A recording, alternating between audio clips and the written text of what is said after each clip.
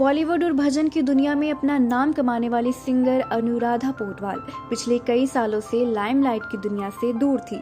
सालों बाद एक बार फिर वह अपने इंटरव्यू के जरिए सुर्खियों में आई हैं। अपनी गायकी से नाम कमाने वाली अनुराधा पोडवाल की जिंदगी में ऐसा मोड़ आया था जब वह पूरी तरह से टूट गई थी और वो गम उनके बच्चों के साथ जुड़ा था। शुभांकर मिश्रा के पॉडकास्ट शो में अनुराधा पोडवाल ने अपनी पर्सनल लाइफ से जुड़ी वो बातें शेयर की हैं जिसने हर किसी को झकझोर कर रख दिया था।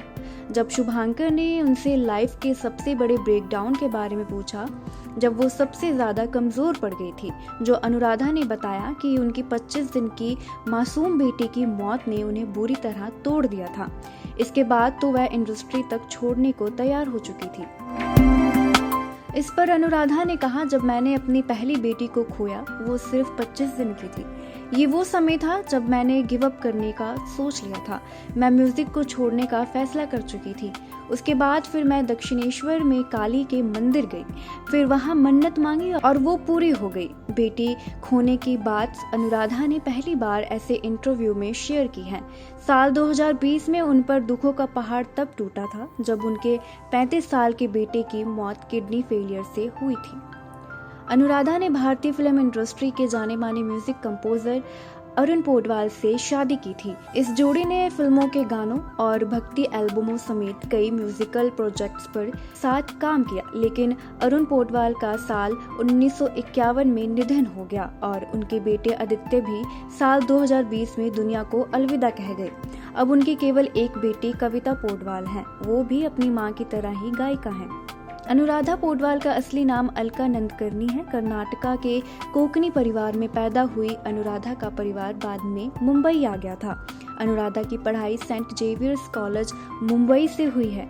अनुराधा की शादी अरुण पोडवाल से हुई थी, जो एस.डी. बर्मन के असिस्टेंट और खुद भी एक म्यूजिक कंपोजर थे। कहा जाता है कि पति अरुण पोडवाल की मौत हो जाने के बाद अनुराधा पूरी तरह से अकेली पड़ गई थी।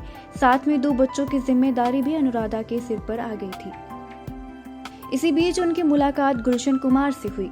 अकेली अनुराधा को गुलशन का सहारा मिला। अनुराधा ने करीब 10 साल से ज्यादा समय तक टी सीरीज के लिए काम किया। गुलशन कुमार ने अनुराधा को एक के बाद एक कई गाने दिए।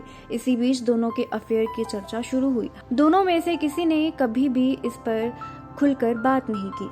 अनुराधा ने करियर के पीक पर फैसला लिया कि वो अब सिर्फ गुलशन कुमार की कंपनी टी सीरीज के लिए ही गाएंगी। उनके लिए इस फैसले ने उनका करियर बर्बाद कर दिया। अनुराधा के इस फैसले का फायदा अलका याग्निक और दूसरी सिंगर्स को मिला। जैसे ही अनुराधा ने फिल्मों को छोड़ा, भजन गाने शुरू किए, उनका करियर ढलान पर आने लगा। वहीं गुलशन कुमार के निधन के बाद उन्होंने फिल्मी गानों को पूरी तरह अलविदा कह दिया और बाद में सिंगिंग से ही दूरी बना ली।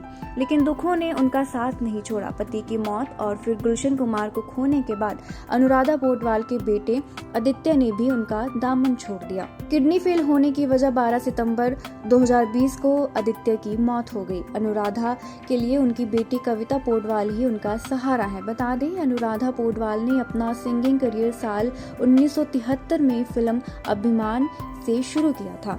उन्होंने लाल दुपट्टा, मलमल का, आशिकी तेजाब और दिल है कि मानता नहीं जैसे कई सुपरहिट फिल्मों में अपनी आवाज का जादू बिखेरा। अनुराधा पोडवाल ने बॉलीवुड गानों और भजनों के अलावा पंजाबी, बंगाली, मराठी, तमिल, तेलुगु, उड़िया और नेपाली भाषा में भी गाने गाए हैं। उन्हें फिल्म आशिकी दिल है कि मानता नहीं और बेटा फिल्म में सिंगिंग के लिए 3 फिल्म फेयर अवार्ड अपने नाम किए हैं।